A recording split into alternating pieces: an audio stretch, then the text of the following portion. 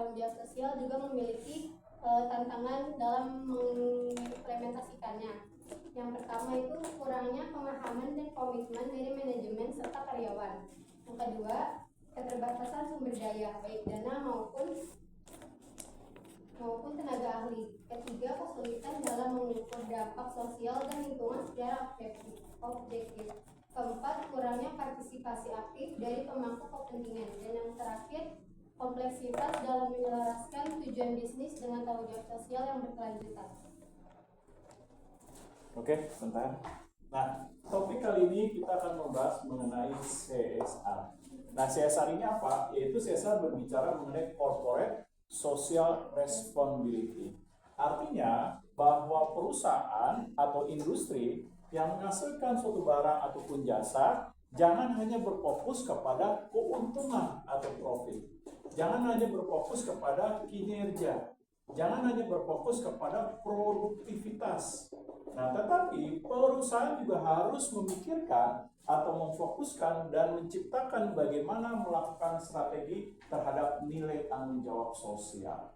Hal ini dikarenakan kenapa? Karena perusahaan ketika berdiri di suatu wilayah atau berdiri di suatu lokasi, maka dia sudah mengambil sumber daya yang ada di sekitarnya, maka sudah selayaknya perusahaan itu memberikan nilai tanggung jawab sosialnya kepada masyarakat. Seperti apa? Seperti misalnya contoh, perusahaan bisa menghidupkan UMKM agar nantinya diharapkan masyarakat di sekitarnya mendapatkan kesejahteraan terhadap keberadaan perusahaan atau industri.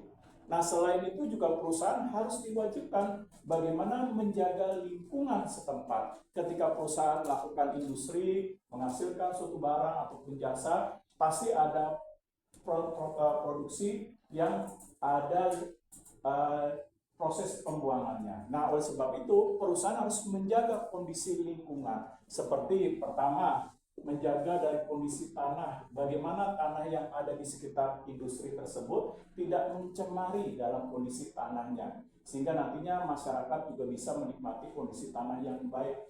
Nah, yang kedua, memperhatikan misalnya kondisi air.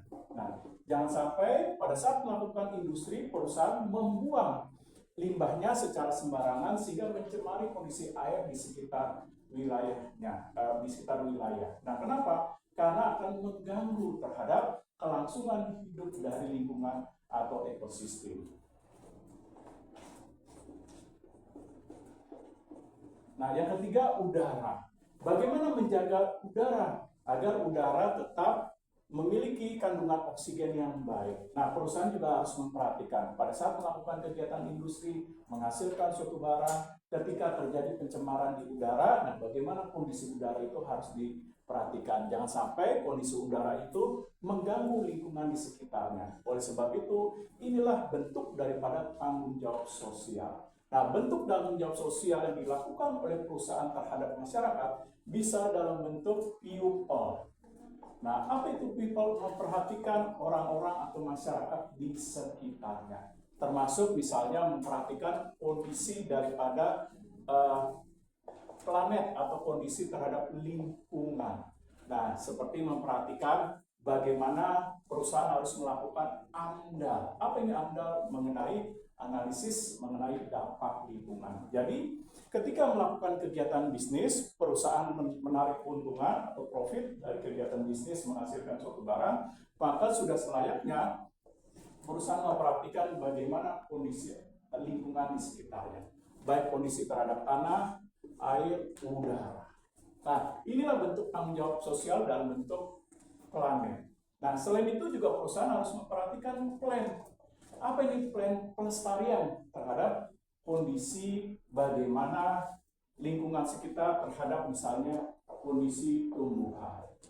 Seperti apa? Seperti misalnya perusahaan terlibat dalam penanaman 1 juta pohon yang diadakan oleh program pemerintah atau terlibat dalam program PBB, yaitu ikut pelestarian lingkungan secara internasional. Yang tujuannya apa? Untuk menjaga terhadap nilai planet bumi kita agar kelestarian terhadap tumbuhan, di mana tumbuhan ini memberikan manfaat terhadap oksigen, menghasilkan oksigen, tetap terjaga dengan baik. Seperti misalnya contoh, seseorang yang bergerak di bidang bisnis properti, menghasilkan suatu rumah, kawasan rumah, atau komplek perumahan, atau menghasilkan suatu komplek perdagangan, dia harus bisa untuk bisa melihat komposisi berapa banyaknya kawasan tanah yang dibangun untuk perumahan, berapa kawasan tanah yang diperuntukkan untuk pelestarian terhadap lingkungan, yaitu tumbuhannya. Ya, yang tujuannya apa? Agar terjadi penyerapan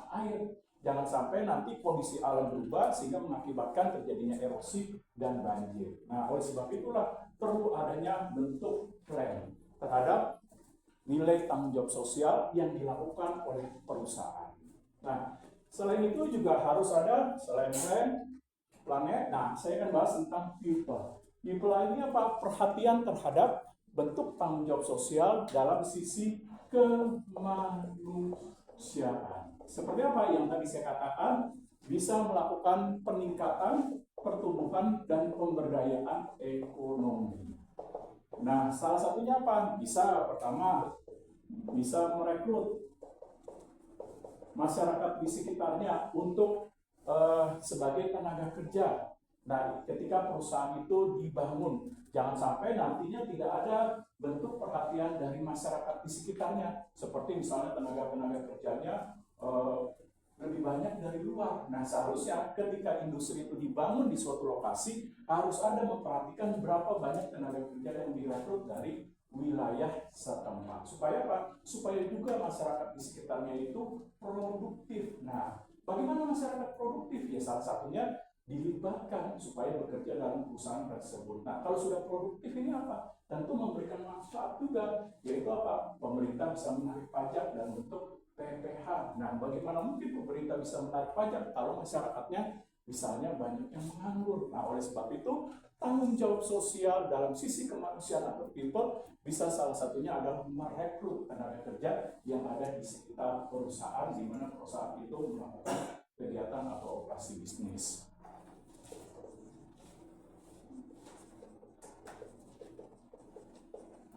Nah, yang kedua bisa dalam bentuk pemberian beasiswa. Misalnya contoh, perusahaan bisa bekerja sama dengan Kementerian Pendidikan, meminta data berapa banyak sih masyarakat di sekitar di sini yang masuk ke dalam kategori ekonomi yang masih lemah, atau masuk, mohon maaf, ke dalam kategori yatim piatu yang perlu untuk dibantu dalam hal pendidikan, supaya masyarakat di sekitarnya bisa meningkatkan nilai kualitas sumber daya manusianya, baik melalui intelektualitas, keterampilan, keahlian, kemampuannya, supaya apa? Kalau masyarakat banyak yang berpendidikan dengan baik, mereka banyak masuk ke perguruan tinggi, dibiayai, adanya beasiswa, berarti masyarakat di Indonesia itu bisa bersaing di era industri. Nah, sehingga apa? Sehingga menaikkan derajat mereka.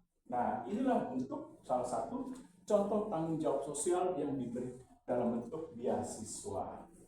Seperti pernah dilakukan Hansaplas, memberikan beasiswa kepada 1.000 masyarakat pada saat itu di NTT. Nah, ini merupakan bentuk tanggung jawab sosial.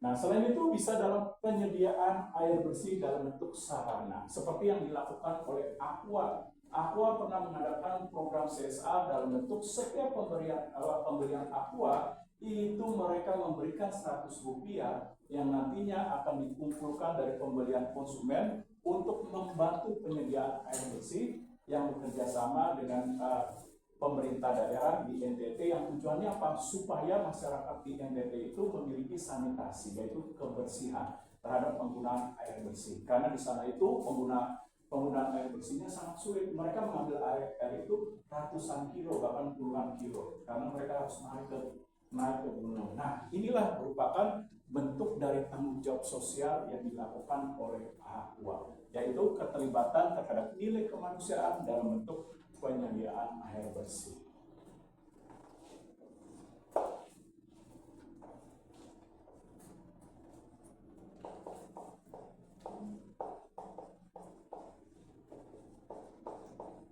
Nah, Nah, selain itu seperti contohnya yang dilakukan oleh Sido Muncul yang pernah yaitu menggalang dana dalam bentuk memberikan bantuan donasi untuk mengumpulkan dana dari masyarakat dan juga penyediaan terhadap obat-obatan, makanan dan lain sebagainya untuk korban bencana alam yang pernah terjadi di Indonesia seperti di Aceh, Yogyakarta dan beberapa kasus-kasus yang lain. Nah, menggalang donasi ini juga pernah dilakukan seperti RCTP Peduli.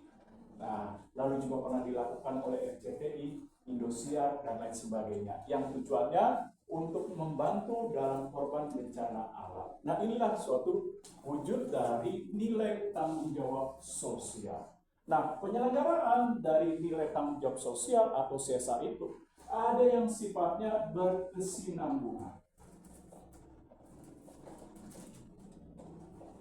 Nah, berkesinambungan itu apa? Program yang ditetapkan oleh perusahaan dalam strategi tanggung jawab sosial itu dilakukan secara terus-menerus dan berkelanjutan dalam untuk peningkatan program CSR. Misalnya contoh yang dilakukan oleh Pertamina, di mana Pertamina menetapkan program CSR dalam bentuk memberikan pelatihan terhadap UMKM. Nah, nanti programnya berkesinambungan. Pelatihannya apa? Oh, tahun ini pelatihannya terhadap bagaimana melakukan manajemen pengelolaan keuangan agar UMKM itu bisa mengelola keuangannya dengan baik. Dengan cara apa?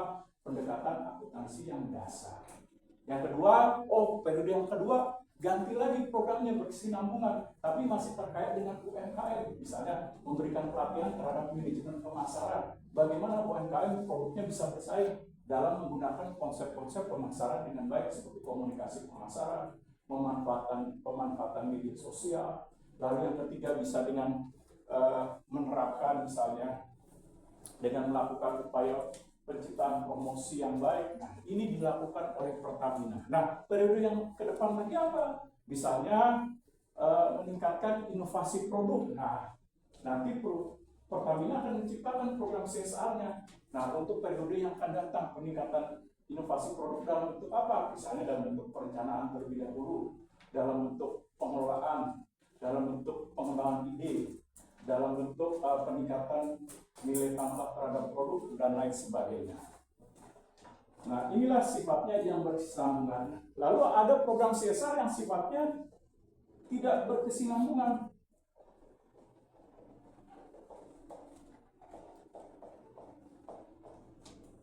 Nah, contohnya seperti apa? Program CSR yang tidak berkesinambungan. Kalau tadi kan berkesinambungan, fokusnya UMKM, tapi programnya ditingkatkan terus-menerus. Tadi misalnya melalui program pertama, periode ini manajemen keuangan, periode tahun depan mengenai produksi, periode yang akan datang mengenai pemasarannya, periode berikutnya misalnya mengenai pengembangan SDM-nya atau inovasi produk dan lain sebagainya. Yang tidak berkesinambungan seperti apa nih contohnya? Ada yang bisa ngasih pendapat? Silakan. Yang tidak berkesinambungan, di mana hari ini perusahaan melakukan CSR atau periode tahun ini misalnya 2025 tahun bulan Desember, tetapi dia tidak melakukan program CSR yang lain. Dalam arti dia berfokus kepada program CSR yang lain. Nah, contohnya seperti apa nih? Yang tidak berkesinambungan.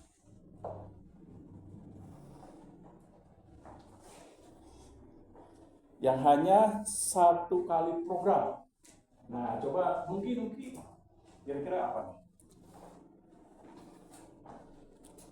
Program CSR yang sifatnya tidak berkesinambungan. Artinya programnya itu tidak terkait dengan program-program sebelumnya. Dia programnya mengadakan program yang baru. Apa nih contohnya?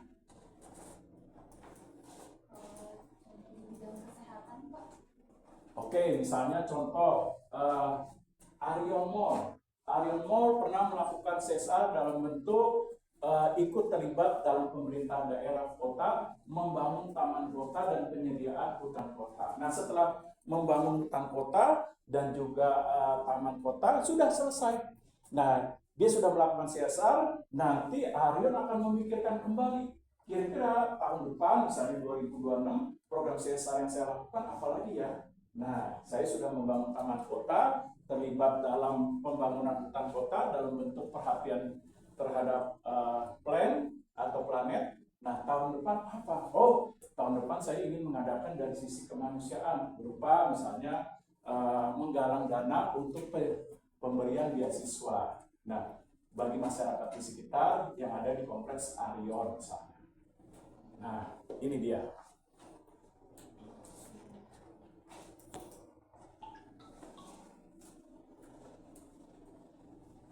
Nah, selain itu, kalau kita berbicara mengenai corporate social responsibility atau CSR, maka CSR itu juga harus melihat daripada profit. Maksudnya bagaimana ini Pak? Nah, maksudnya melihat profit ketika perusahaan sudah mendapatkan keuntungan. Nah, maka perusahaan harus juga memikirkan bagaimana mengalokasikan nilai keuntungannya yang digunakan sebagai nilai anggaran untuk melakukan program CSR. Nah, ini dia. Di Indonesia itu sudah diatur, ada ketentuan undang-undangnya dalam hal penyelenggaraan mengenai CSR terhadap nilai keuntungan dan profit yang diperoleh perusahaan. Misalnya dihitung setiap tahunnya berapa. Oh, profitnya sekian. Nah, nanti akan dilihat bagaimana pengalokasian dana untuk pengajuan atau pelaksanaan program daripada corporate social responsibility. Nah, ada pertanyaan kira-kira silakan mengenai corporate social responsibility. Nah, di dalam corporate social responsibility, nah jangan lupa, yaitu apa? Kita juga harus memperhatikan apa yang dinamakan stakeholder. Nah, ada yang tahu stakeholder? Itu para pemangku kepentingan. Nah, di dalam bisnis, baik secara langsung maupun tidak langsung. Nah, ini juga harus diperhatikan di dalam CSR. Seperti apa? Seperti misalnya, saya akan bahas pihak-pihak yang berkepentingan seperti konsumen. Nah, bagaimana perusahaan juga harus memperhatikan nilai tanggung jawab sosial terhadap konsumen. Jangan hanya konsumen itu hanya dijadikan sebagai nilai target perusahaan untuk memperoleh keuntungan. Tapi perhatikan apa yang diinginkan konsumen terhadap nilai tanggung jawab sosial. Biasanya apa yang diinginkan konsumen? Pertama, produknya harus tidak membahayakan, tidak memberikan risiko kepada konsumen. Kalau produk itu dalam bentuk obat atau makanan, jangan memberikan efek bagi nilai kesehatannya yang dapat merugikan kesehatan konsumen ketika konsumen itu mengkonsumsi suatu makanan dan obat. Bukannya tambah sehat, misalnya tambah sakit. Nah, oleh sebab itu perlu ada nilai tanggung jawab sosial terhadap konsumen. Berupa apa? Misalnya produk yang dihasilkan harus memiliki kualitas yang baik, tidak beresiko, lalu kualitasnya terjamin. Misalnya kalau produk itu makanan terjamin oleh BPOM, Badan Pengawasan Obat dan Makanan. Tidak ada zat-zat yang membahayakan yang bisa merugikan gangguan fisik ataupun kesehatan baik efek jangka panjang maupun jangka pendeknya. Lalu apa lagi? Terhadap perlindungan konsumen. Nah, yaitu konsumen diberikan perlindungan, yaitu adanya apa nih? Undang-undang perlindungan konsumen. Ketika konsumen dirugikan dan konsumen bisa menunjukkan suatu bukti bahwa konsumen dirugikan, maka ada perlindungan CSR-nya, yaitu apa? Ada yayasan yang melindungi dalam bentuk YLKI, Yayasan Lembaga Konsumen Indonesia, di mana kita bisa mengadukan apabila ada konsumen yang dirugikan terhadap produk yang dihasilkan oleh suatu industri. Nah, lalu bentuk yang lain apa nih terhadap konsumen? Terhadap konsumen nih. Nah, apa? Konsumen berhak untuk menikmati terhadap produk yang dihasilkan yang memenuhi keinginan, harapan, dan kepuasan konsumen. Kenapa? Karena konsumen sudah mengeluarkan sejumlah pengorbanan terhadap apa? Terhadap uang yang mereka miliki untuk mendapatkan produk. Contoh misalnya, nah saya pinjam, misalnya beli handphone seharga 3 juta. Apakah kalian rela beli handphone seharga 3 juta atau 2 juta dalam jangka waktu 2 hari handphonenya rusak, nggak nyala lagi, lalu hanya keluar tampilan openingnya, tidak bisa digunakan sama sekali. Lalu sebagai konsumen kalian mengatakan, oh nggak apa-apa, banyak duit. Nah, kecuali maaf kata konsumen yang rada-rada. Tapi kalau konsumen normal pasti akan kecewa. Mana nih tanggung jawab perusahaan? Saya udah beli 2 atau 3 juta, masa rusak, garansinya nggak ada lagi. Padahal pemakaian secara normal. Nah, oleh sebab itu perlu ada nilai tanggung jawab sosial juga terhadap konsumen. Konsumen berhak untuk komplain. Nah, selain konsumen apa? Nah, stakeholder harus memperhatikan pekerja. Seperti apa? Orang yang sudah bekerja dengan giat, rajin, tekun, menunjukkan loyalitas, dedikasi, maka harus ada tanggung jawab sosial yang diberikan oleh perusahaan. Seperti apa? Berikanlah gaji yang layak, yang pantas, memenuhi kebutuhan. Kalau sudah rajin, berikan bonus. Kalau mereka kerja sudah melebihi target, berikan bonus, berikan insentif, berbagai tunjangan sosial yang lainnya seperti kesehatan, asuransi kesehatan bagi pekerja, dan lain sebagainya.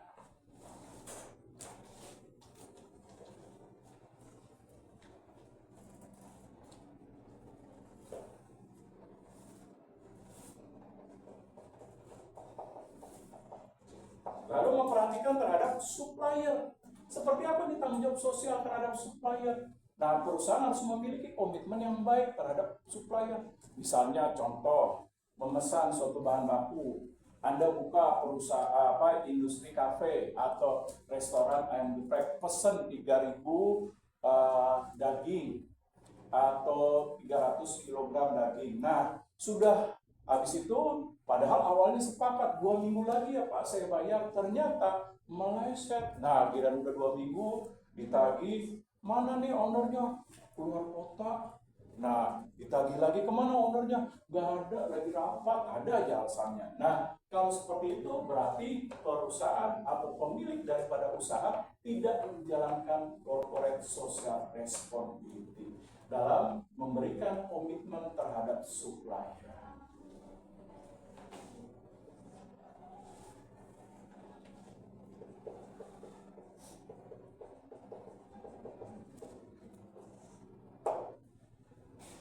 Selain itu juga tanggung jawab sosial juga harus memperhatikan stakeholder dari sisi pemerintah. Seperti apa dari sisi pemerintah?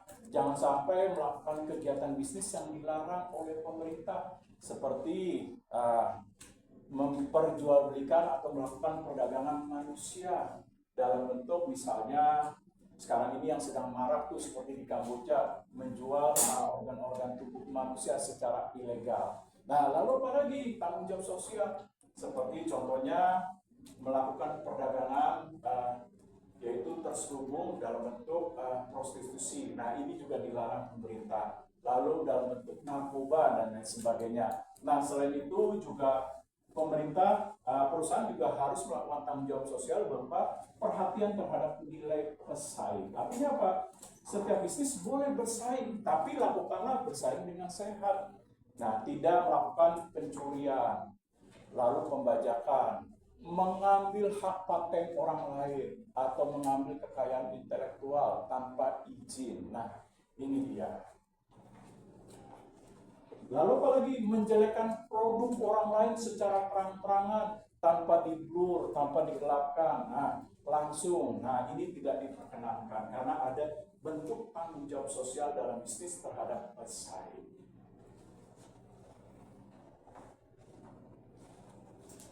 Nah, di dalam hal melakukan CSR, perusahaan melakukan CSR itu bisa berfokus terhadap internal. Nah, apa ini secara internal? Yaitu fokus terhadap perusahaan dalam melakukan CSR untuk kepentingan bisnis. Seperti apa kepentingan bisnis? CSR dalam untuk kepentingan bisnis menjaga bagaimana pekerja dalam suatu perusahaan agar betah dengan adanya tanggung jawab sosial. Seperti apa? Diperhatikanlah kesejahteraannya, diperhatikanlah selain kesejahteraan, diperhatikanlah karirnya, diperhatikan kemampuan pekerja, ada yang training, pelatihan, seminar, dan lain sebagainya. Nah, ini dilakukan secara internal. Lalu apa lagi secara internal? Seperti perusahaan menyediakan layanan telepon secara gratis apabila ada komplain terhadap produk.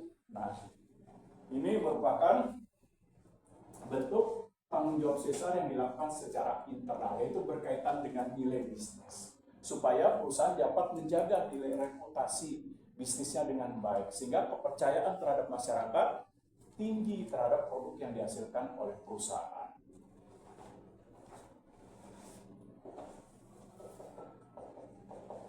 Nah, ada secara eksternal. Nah, kalau secara eksternal ini bagaimana konteksnya nih? Secara eksternal, yaitu bahwa aktivitas atau upaya yang dilakukan perusahaan dalam tanggung jawab sosial yang di luar daripada kegiatan dan aktivitas bisnis yang dilakukan perusahaan. Nah, di luar aktivitas bisnis yang tidak bersangkutan secara langsung. Nah, contohnya apa nih? Secara eksternal. Contohnya, tadi RCTI, nah menggalang dana kepada masyarakat supaya membantu terlibat dalam korban bencana alam yang pernah terjadi gempa bumi di Yogyakarta. Lalu menggalang dana untuk membantu korban bencana alam yang ada di tsunami di Aceh. Nah, ini secara eksternal. Lalu apa lagi secara eksternal? Ya, tidak ada kaitan bisnis secara langsung, tapi memberikan pelayanan kepada masyarakat seperti Pepsodent, memberikan penyuluhan dan pengobatan dan pemeriksaan gratis yang biasa diselenggarakan untuk misalnya anak SD dan balita. Nah, lalu apa lagi? Secara eksternal contohnya. Iya, betul. Menggalang masyarakat untuk memberikan donor darah, misalnya perusahaan bekerja sama dengan misalnya PMI, Palang Merah Indonesia. Nah, ini juga seperti yang kalian pernah kalian lakukan waktu SD. Nah, bekerja sama dengan sekolah-sekolah, PMI menggalang dana setiap kupon yang harganya 100 rupiah tuh yang disobek. Nah, tujuannya untuk membantu. Nah, untuk menggalang dana PMI agar PMI bisa melakukan kegiatan sosialnya dengan baik. Nah, ini secara eksternal. Nah, saya stop dulu. Ada pertanyaan kira-kira?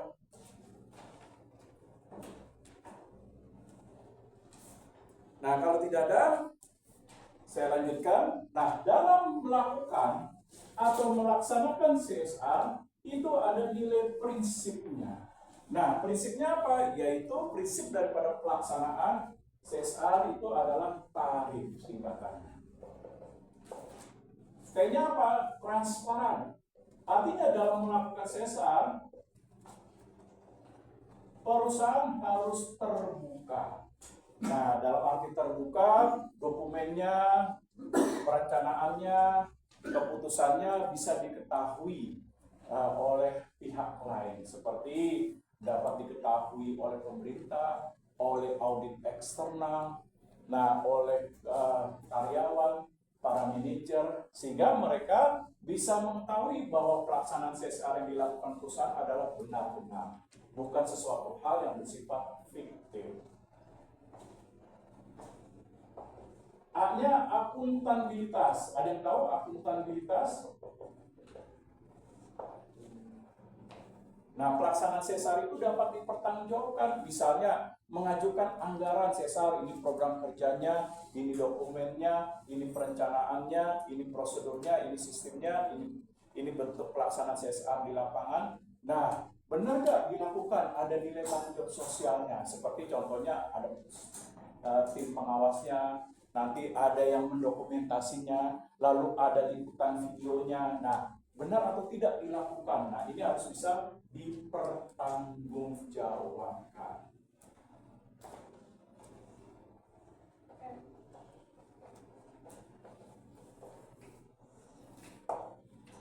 Nah, lalu R-nya relevan.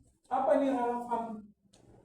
Nah, relevan itu program CSR yang dilakukan itu terkait gak sih dengan program yang dibuat dengan dokumennya? Nah, jangan-jangan nggak sesuai, menyimpang. Nah, oleh sebab itu harus ada relevannya, keterkaitannya. Misalnya dokumennya, programnya pengen CSR-nya dalam bentuk misalnya Misalnya pemberian beasiswa. Nah, misalnya contoh. Tapi di lapangannya bukan beasiswa, dokumennya pengajuan sesar beasiswa, tapi di lapangan bukan beasiswa, tapi penggalangan misalnya penanaman pohon mangrove yang tujuannya untuk mencegah terjadinya reboisasi, abrasi, pengikisan tanah. Nah, berarti kan nggak sesuai. Nah, oleh sebab itu harus relevan. Nah, ada kesesuaian dengan perencanaan, dengan implementasinya.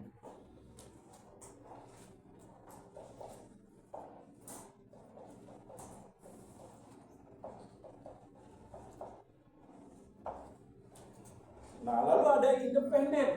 Artinya ketika perusahaan, industri melaksanakan CSR ini tidak boleh ada intervensi dari pihak manapun. Perusahaan diberikan kebebasan dalam melaksanakan CSR berupa program kerjanya, tujuan, sasaran, perencanaan, sampai tahapan implementasi dan melakukan evaluasi dan kontrol. Perusahaan diberikan kebebasan haknya untuk melaksanakan CSR tanpa adanya intervensi, tekanan, ataupun bentuk ancaman.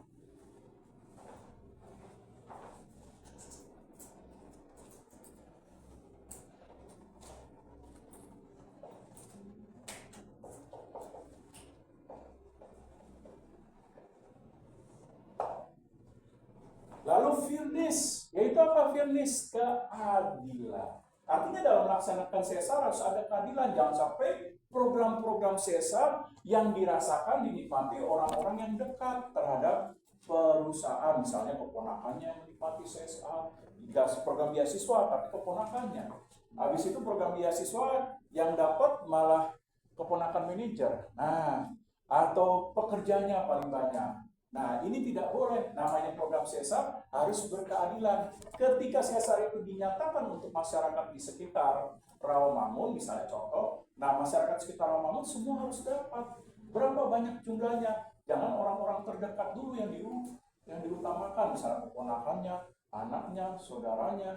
Nah, harusnya masyarakat sekitar dulu didata berapa banyaknya mendapatkan misalnya contoh beasiswa yang layak. Sesuai dengan apa? Nanti perusahaan menetapkan kriterianya. Nah, kriteria beasiswa yang diberikan seperti apa? Nah, ini dia. Jangan orang-orang terdekat dulu. Nah, pimpinan, anak pimpinan, keponakannya, misalnya dia punya cucu-cucunya dulu. Nah, harusnya orang-orang di sekitarnya. Nah, saya stop dulu. Ada pertanyaan kira-kira? Silakan. Mengenai CSR.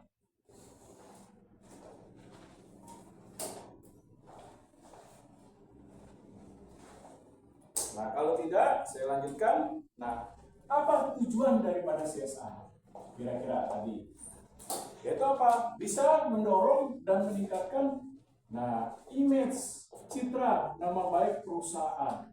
Nah, perusahaan yang konsisten, yang berkomitmen dalam CSR itu bisa meningkatkan kepercayaan masyarakat terhadap produk yang dihasilkan. Sehingga apa? Bisnis yang dihasilkan oleh perusahaan itu memiliki kekuatan di mata masyarakat bahwa produk tersebut memiliki kualitas yang baik. Sehingga dapat mendorong keuntungan bagi perusahaan.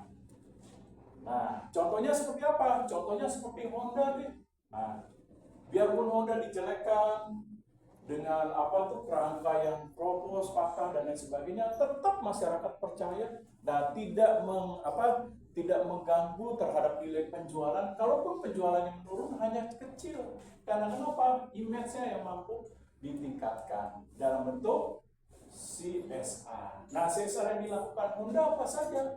Seperti contoh, Honda sekarang sudah menghasilkan motor-motor dengan pengeluaran emisi yang rendah. Nah, sehingga motor dari Honda itu ketika mengeluarkan asap, nah itu emisi karbonnya rendah. Nah, lalu apa lagi? Nah, seperti biarpun Honda diisukan, Honda tetap melakukan tanggung jawab sosial kepada konsumen, yaitu apa? Mengganti. Nah, terhadap kerugian konsumen yang diakibatkan oleh kerangka yang dinilai jelek. Lalu apalagi melakukan atau perubahan terhadap peningkatan produk. Seperti kerangka sekarang Honda sudah diberikan garansi selama 7 tahun. Nah, lalu apalagi bentuk tanggung jawab Honda. Nah, sehingga masyarakat tetap percaya bahwa Honda tetap memiliki tanggung jawab sosial dengan memperhatikan terhadap nilai kualitas produknya. Sehingga mau diisukan apapun, tetap masyarakat menilai bahwa Honda merupakan yang terbaik terhadap produk otomotif yang dihasilkan. Karena melakukan upaya tanggung jawab sosial secara konsisten.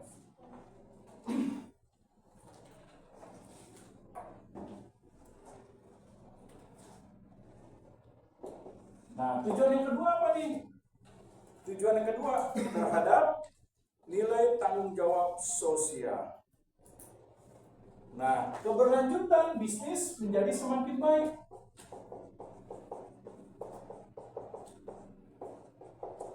Apabila perusahaan melakukan kegiatan bisnis dengan baik, memenuhi ketentuan, aturan, memenuhi apa yang telah ditetapkan oleh pemerintah, memperhatikan nilai persaingan, dan melakukan CSR, berarti keberlanjutan usaha perusahaan itu tetap terjaga. Nah, contohnya apa? Kita dengar beberapa kasus sekarang ini. Nah, beberapa wakil menteri itu tenaga kerja ada yang menutup atau memberhentikan izin dari perusahaan. Kenapa? Karena terbukti melakukan upaya penahanan ijazah, ditegur, marah, ngeyel. Malah menterinya dimaki-maki. Akhirnya menterinya kesal, udah usut aja sekalian. Nah, udah usut, ketahuan melakukan pelanggaran, udah. Akhirnya mau tidak mau izin usahanya ditutup. Berarti apa? Keberlanjutan bisnisnya tidak terjadi. Nah, oleh sebab itu perlu adanya nilai perhatian terhadap tanggung jawab sosial. Nah, apalagi nih tujuannya? Ada yang mau ngasih pendapat?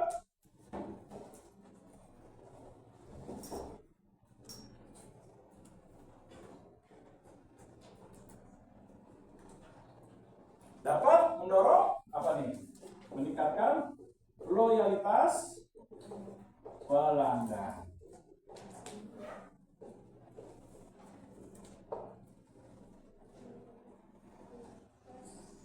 Nah, contohnya seperti apa nih? Tujuannya CSR yaitu meningkatkan loyalitas pelanggan. Ada bisa ngasih argumen? Silakan. Seperti apa nih?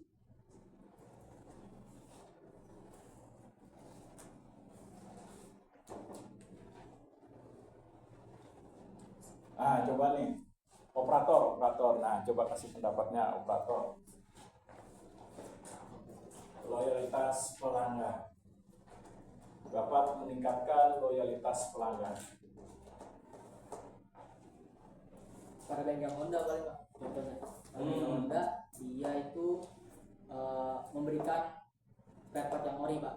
Jadi dia membuat konsumennya jadi loyalitas jadi baik lagi. Oke, seperti misalnya Honda memberikan jaminan bahwa kalau Anda membeli produk spare part di penyediaan suku cadang atau tempat servis yang resmi dari Honda, AHAS, maka kami menjamin sebuah bentuk tanggung jawab sosial berupa pengadaan spare partnya yang original. Nah, sehingga motor Anda bisa menjadi awet. Nah, inilah bentuk tujuannya apa? Meningkatkan loyalitas pelanggan agar pelanggan itu tetap percaya bahwa Honda tetap di hati. Nah, apa buktinya? Slogannya kan My Heart. Nah, ini. My Heart. Nah, tetap di hati. Nah, ini dia.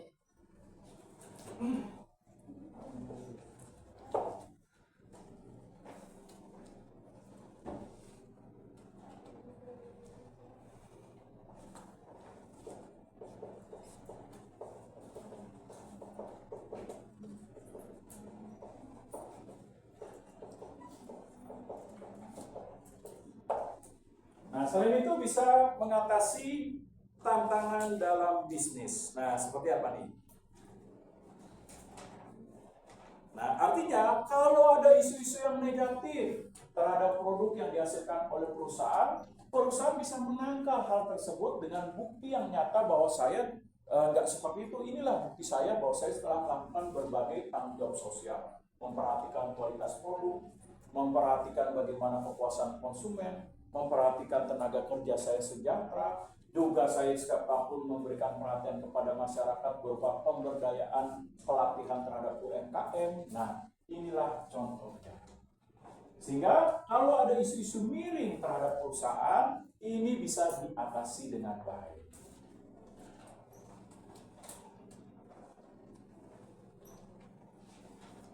Nah, terakhir yang mau saya sampaikan sebabnya, yaitu bagaimana perusahaan melakukan upaya strategi corporate social responsibility dalam bentuk pelaksanaan atau prosesnya.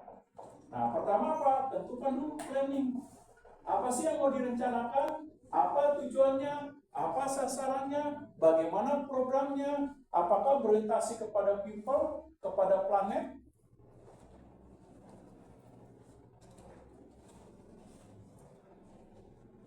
Lalu tentukan bagaimana sumber daya organisasi yang dibutuhkan, seperti anggaran, siapa saja yang dilibatkan, lalu siapa saja nanti ada tim-tim kerjanya atau seksi-seksinya, misalnya seksi bendahara dan sebagainya. Nah, bagaimana merencanakan hal tersebut dengan sumber daya organisasi yang dibutuhkan, seperti anggaran, pengajuan anggaran, pengajuan berapa banyaknya tim yang dilibatkan, timnya itu tugasnya apa-apa saja, pembagian tugasnya, dan lain sebagainya.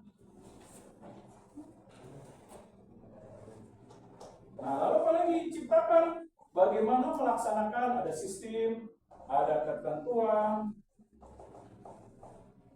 ada kebijakan,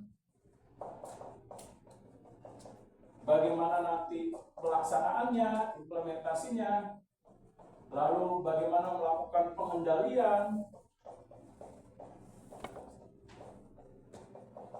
dan evaluasinya.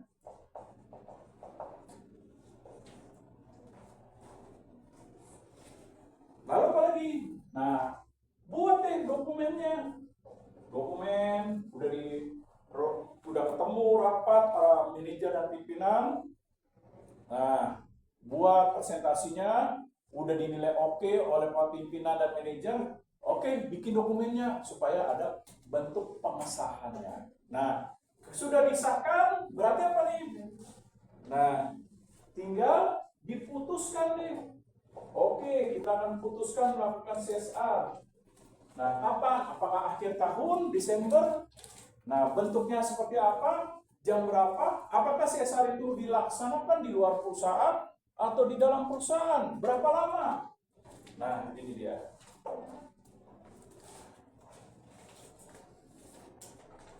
Nah, terakhir, baru setelah dilaksanakan, diputuskan, nah, baru evaluasi. Nah,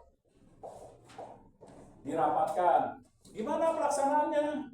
Coba lihat dari sisi dokumennya. Setelah itu bagaimana foto-fotonya, videonya, dokumentasinya benar gak? Coba buka dokumen tertulisnya, sama gak? Apa ada penyimpangan? Nah, dalam pelaksanaannya. Nah, ini dia evaluasi. Kira-kira kendala di lapangan apa nih dalam pelaksanaan CSR? Mana yang tim lapangan? Nah, misalnya, tolong ungkapin. Nah, udah diungkapin depan pimpinan atau manajer, nanti pimpinan manajer akan mengevaluasi. Nah, nanti kalau ada tantangan perbaikannya kalau tahun depan berupa ini. Nah, inilah prosesnya. Ya, makasih.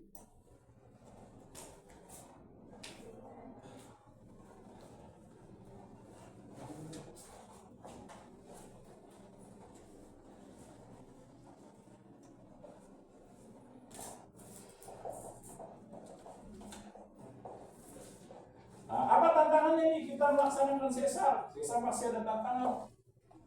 Apa nih tantangannya kira-kira? Ayo, yang belakang coba kasih suaranya, pendapatnya.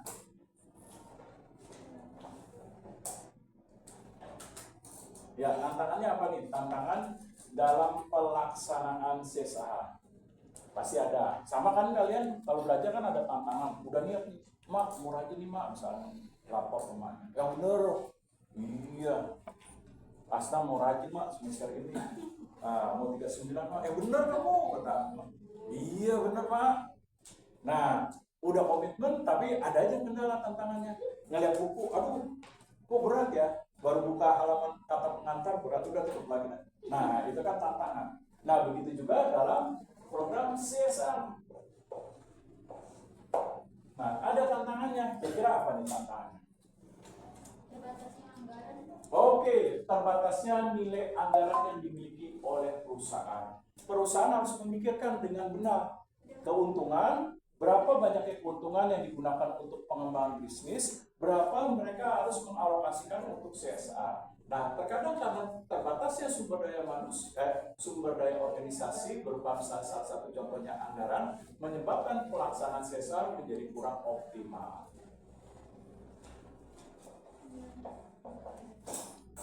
Dari sumber daya organisasi.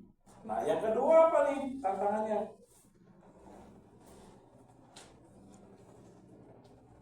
Keterbatasan sumber daya. Iya, terbatasnya sumber daya udah.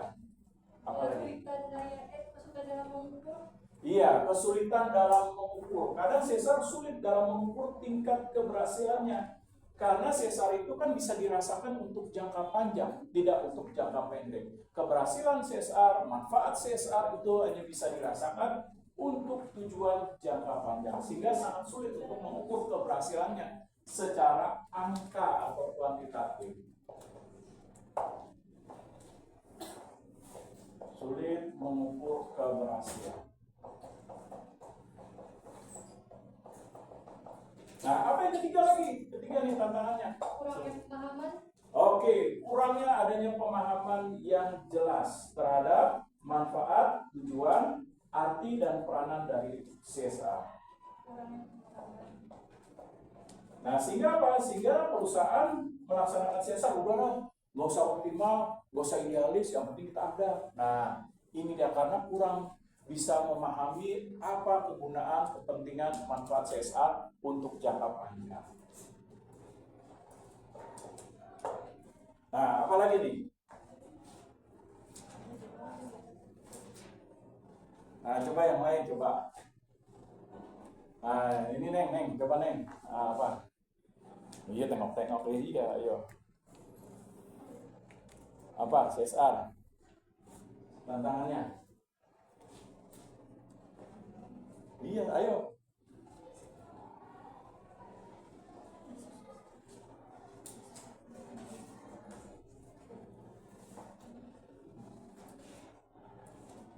Ya, tantangannya apa?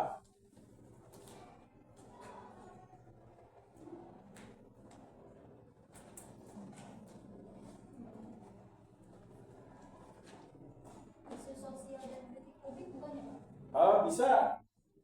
Yaitu adanya isu-isu sosial.